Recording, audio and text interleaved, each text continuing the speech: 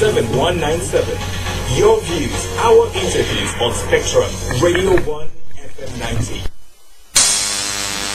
Hello and welcome. I'm your host, Birahwa. On Spectrum tonight, the state of the Ugandan economy can be the solution to some of the persisting challenges. Uganda continues to face challenges in realizing its development agenda, largely due to lack of funds needed to finance a number of key projects that would consolidate the gains made so far. The country urgently needs more energy, better infrastructure and transport, including a robust railway network, good roads, new investments in agriculture, mining and oil production. But all these require colossal sums of money that neither government nor the private sector can afford alone. In the early 1990s, Uganda embraced the IMF-led liberalization initiative, believing that the private sector would be the main engine of growth for the country. The argument was that government is a poor manager of business. But now, government is considering teaming up with the private sector under the Public-Private Partnership Initiative, which we intend to explore further.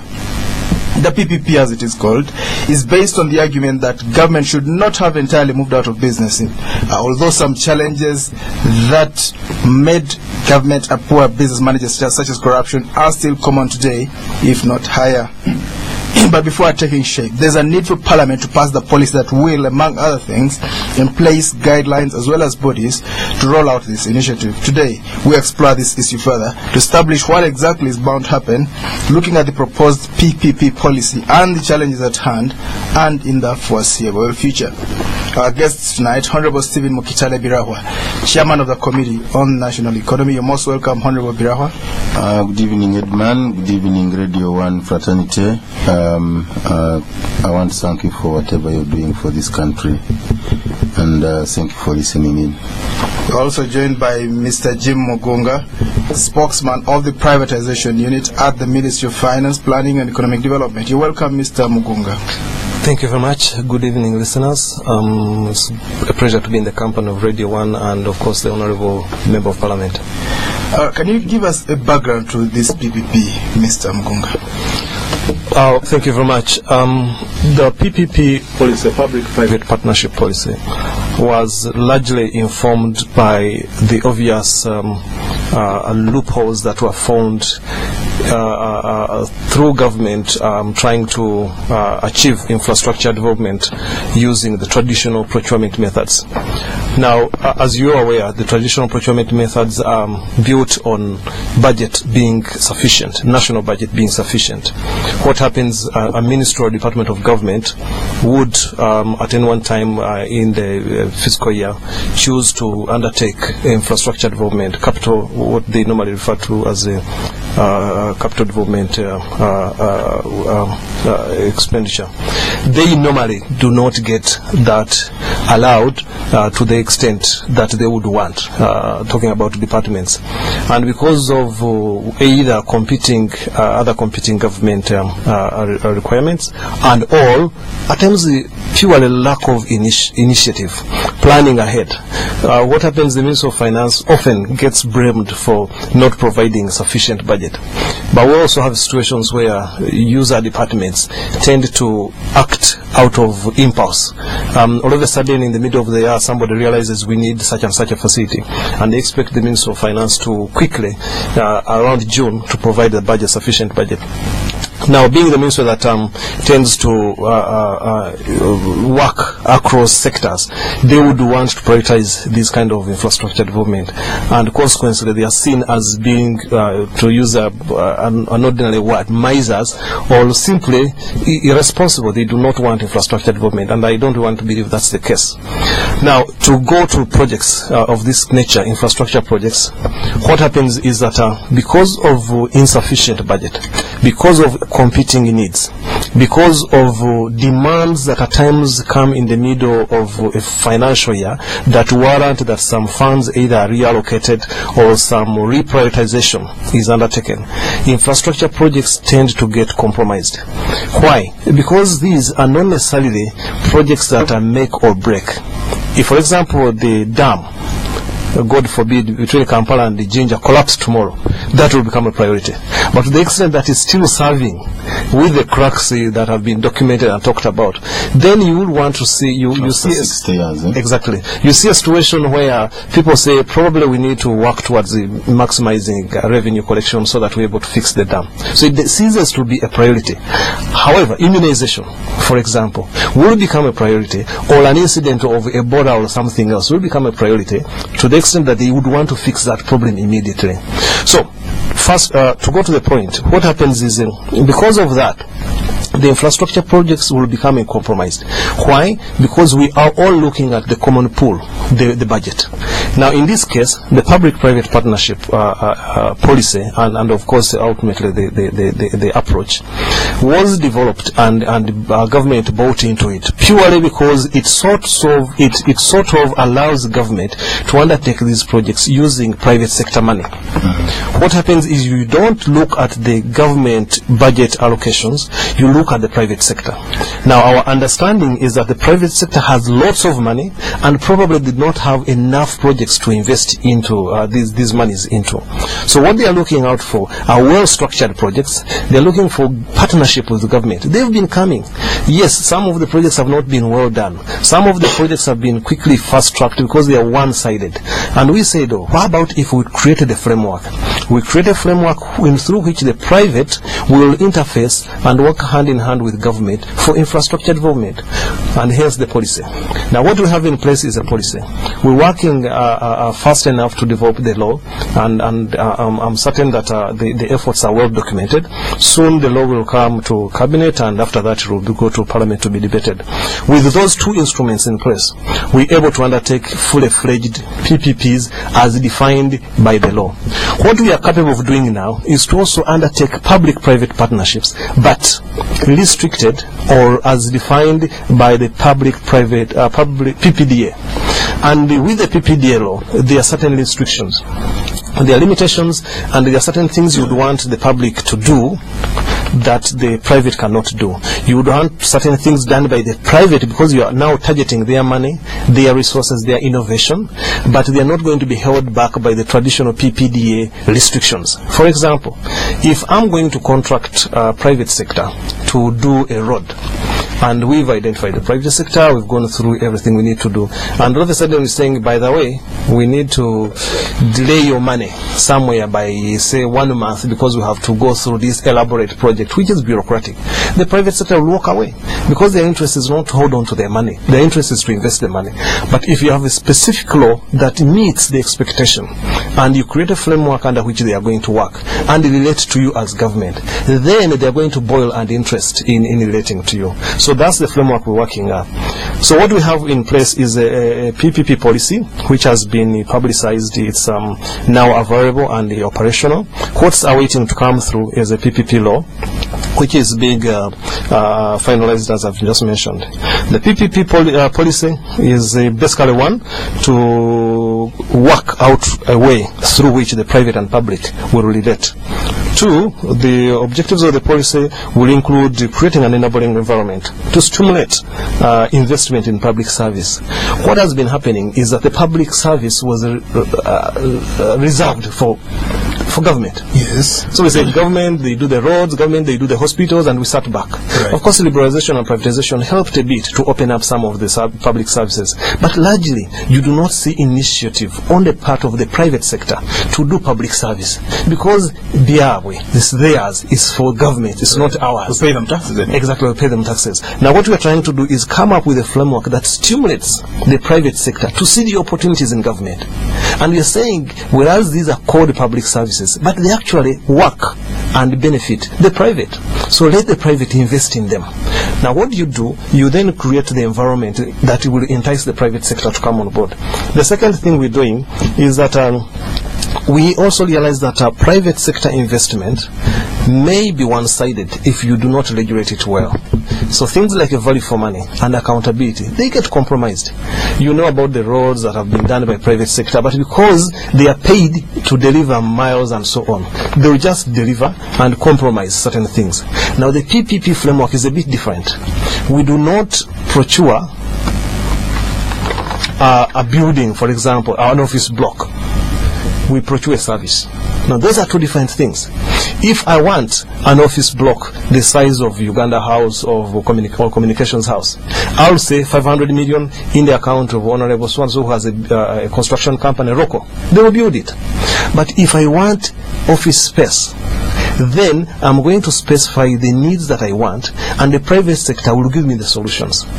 And because they're giving me the solutions, therefore, they're not going to compromise value for money, because I'm paying for the solution. So we're taking the wording, the common words, value for money, accountability, a step higher. We're moving away from what has been traditionally done under traditional procurements to ensure that actually value for money stands out and becomes value for money. And therefore, cause the private sector to know that they're not going to cash in and walk away with a check like it has been the case. They're actually going to be tied into a relationship with government and in partnership with government to deliver this service. So that is the issue of stimulating the private sector to work with the government. Honorable Birahwa, there's a law before Parliament. Can you tell us when this law is likely to be passed and then what could follow? First of all, I would like to thank Jim for taking us through generally the expectations of the PPP. I also want to thank government. After quite some time, we've been demanding for public-private partnership after really seeing some selective, uncoordinated, untransparent interventions which did not give this country value for money. And therefore I commend government for responding in the right direction by coming up with a policy. And it's this policy which leads to the bill which is coming to Parliament. As Parliament, policy is a domain of executive, and therefore ours is to own it, to look at it. Possibly we can only say how I wish it had been more consultative, but I know through a lot of debate we have been really largely demanding for a policy. So I want to congratulate the government on that, and we look forward now to dealing with the bill when it comes. And it's until we have this bill made into law is that country can have the regulations.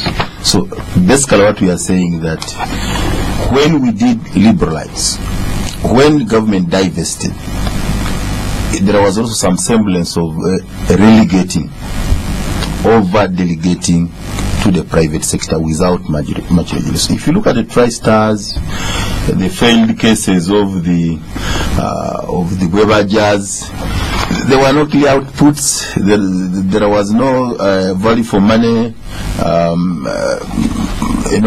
which was got out of it.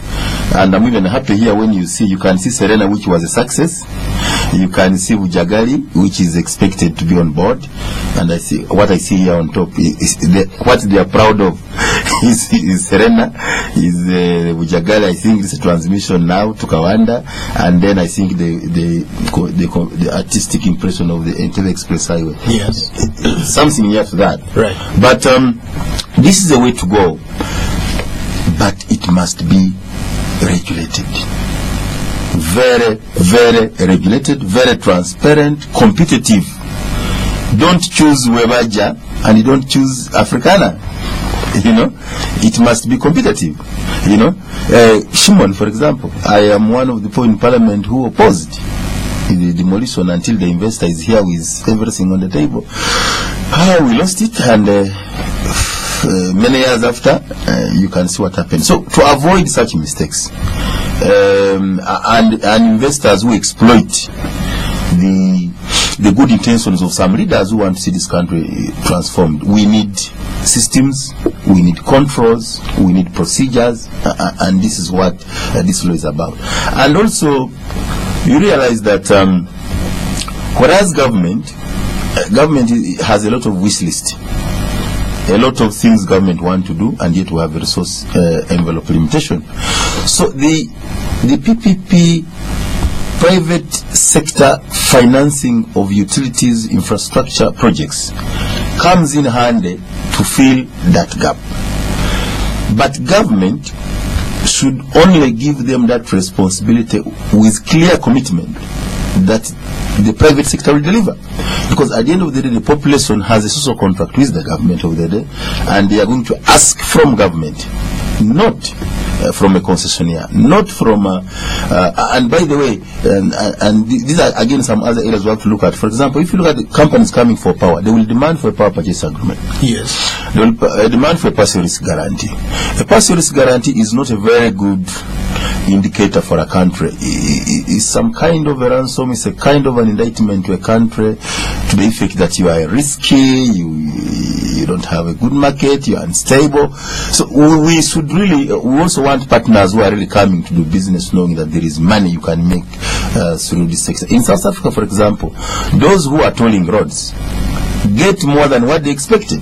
Yes. And again, this is where the problem is. You see, if you look at the Umeme contract, it was at a time when I think we were so scared that it was nothing could be done. Now, clearly, it is time to review how much they should invest, how much they can reduce in terms of power loss, you know, all these other areas. So the negotiating team should be well guided in the law. Who negotiates for the country? Because we don't want a risk whereby people negotiate for their own families and stomachs. And you have a very poor contract. Government has very decimal targets. The investor gets everything he wants in few years, and government doesn't get much. So these are the areas we have been demanding, and I'm happy with this. So it's not just the private sector led. It is government which initiates and identifies what's its priorities, what are areas which are strategic, but government is lacking a financing. So the private sector comes in to complement the government intention to provide the much needed infrastructure, but not the other way around, that an investor comes up with a project and government helps that person to get everything. So again, the other areas I would like to see seriously PPPs coming in. I think agro-industry, agro-processing is an area we must emphasize. Most of our people are still in that sector. Our production capacity of this country can actually be quadrupled if we are sure that we can handle post-harvest losses. Because that's where there is the biggest problem. That if you produce much, you go back to the cyclical, the cobweb, because of the limited capacity to agro-process to add value. So it's something we welcome.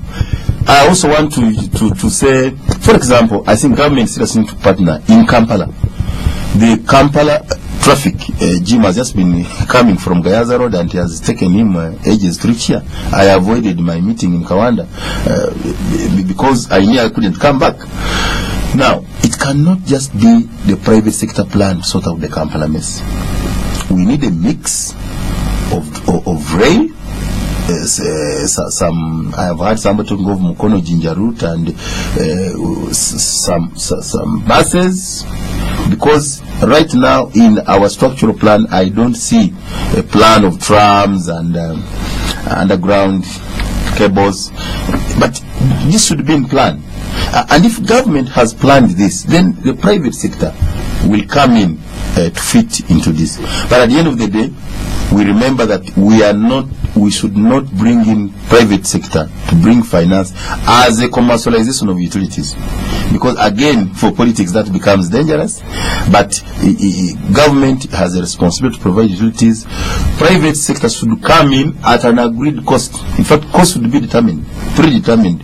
Otherwise, if you don't, you have a problem like where we have these diesel generators, we pump in a lot of money, the tariff is unaffordable, the money government has been putting is not enough, and you have areas and they are switching off, and Kampala has a blackout. So many sectors, jobs are being lost because of this power challenge. In the Committee of National Economy, we've been in the last 2 weeks meeting different stakeholders of the private sector foundation, including WUMA, Chamber of Commerce, Kasita, related industries. And one person in industry said that we have been on a life support, like oxygen, yes, of these diesel generators. Yes, that's true. So you've switched off the oxygen, yes, because it's expensive until we get the cheap one. But we're choking. Right. We're choking. So the analogy, the illustration was so clear. It was so graphical that it makes sense that we realize the need to have very dependable power, because if you don't have it, then the country has it. But I want to agree entirely with the principles, the intention of the policy, if it can be reflected in the law in terms of transparency, value for money, accountability, competitiveness, most importantly, in public interest with clear outputs. Listeners, this is Spectrum on Radio 1 tonight. The state of the Ugandan economy. Can the public-private partnership be the solution to some of the persisting challenges? We're going for a break. We'll be back. To stay with us. Even back when I met George, I noticed something different about him. Maybe it was the way people looked up to him, or maybe it was his willingness to always help. He struggled at the start, and today he is a successful bar owner. Despite his success, George didn't forget where he came from. He built friendships with his patrons and learned from them as much as they learned from him. He used his business acumen to help many others achieve their dreams. The fact is, many people owe their success to him. But George never talks about it. He's just who he is. Special. So here's to men like George, who make a difference, who enjoy Nile Special, the rich, satisfying taste from the source. Nile Special, you've earned it. Not for sale to persons under 18. 3 times a year, every year for the past 6 years, I have been stressed going to pay school fees. I've woken up at the crack of dawn, taken 2 taxis and a board. Finally arrived, filled out the forms. I have lined up between a guy with kavubuka and a guy with a nasty cough. And I've waited and waited, but no more now. I have moved on with MTN mobile money. So now I pay school fees directly from my mobile while I spend time with my children. When you move on with MTN mobile money, your children can move on to greater things. And now everyone can pay school fees with MTN mobile money. So be one of the 100 people to win 100,000 shillings towards your next school shopping when you pay school fees with MTN mobile money. MTN, everywhere you go. Let's show you how to multiply your savings, starting with the cash beneath the mattress to the savings in the bank that aren't making money. Let's turn your savings into somethings with Super Save Reloaded. Super Save Reloaded brings you savings and investment accounts which offer you a sure and predictable way to multiply your savings. For more information about Super Save Reloaded, ask at your nearest Stanbic Bank branch. Stanbic Bank, moving forward. Spectrum on Radio 1 FM 90 is brought to you by Stanbic Bank. Welcome back on Spectrum. This is Spectrum on Radio 1 tonight. On Spectrum, the state of the Ugandan economy. Can the private-public partnership be the solution to some of the persisting challenges? Our guests tonight, Honorable Stephen Mukitaale Birahwa, Chairman of the Committee of the National Economy, also Member of Parliament from Bulisa County. We also have Mr. Jim Mugunga, veteran journalist, also spokesman. Right now he's substantively spokesman of the privatization unit in the Ministry of Finance, Planning and Economic Development. You'll be able to ask questions later. I'll read out the numbers when that time comes. Mr. Mugunga, privatization was supposed to be a good thing. Now we seem to be going back on it. Did it fail? We've seen some successes. Uganda Railway sold, Umeme, Kinyara Sugar Works and other places. Serena Hotel, franchise given to the Aga Khan. Where has it gone wrong and why are we moving in this direction now?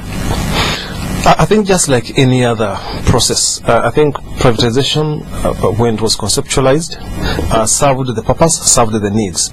But I do not want to see such solutions as meant to live the lifespan of man. They actually are there to address a specific challenge, and they serve that purpose. So I'm convinced that in the 80s, early 90s, privatization was instrumental, was necessary, and it served the purpose. In the case of Uganda, yes, there were a couple of challenges. I said it last time, and I'm not shy to say it. But the truth of the matter, on average, I think privatization has fundamentally delivered. It has set us free. It it has over 70% cut down on the drain on the treasury. You have less demand from public enterprises demanding for subsidy. The privatization has, by just merely introducing it and making sure that companies adhere to these new instruments, you have less huge bureaucracy within the public enterprises. Yeah, as I said, you have no drain, literally no drain. No company walks to the treasury and say, look, we would want to do this, but we can't do it. Can you give us money? No, you have to just fight. And rarely do you get those subsidies flowing through. We have lean and very small staffing in public enterprises. You have competition within public enterprises. I know of companies which I'm not at liberty to talk about here, where you have had the public enterprises, traditional public enterprises, owned 100% by government or over 60% by government, poaching people, staff from private institutions. Yes. And that was unheard of a few years ago, to get a public corporation going and recruiting from private. I've heard about UBC getting staff from other broadcasters. Okay, now you can be free to talk about that. Yes. But I also know of others. I know of people who have left highly rated triple A private companies that are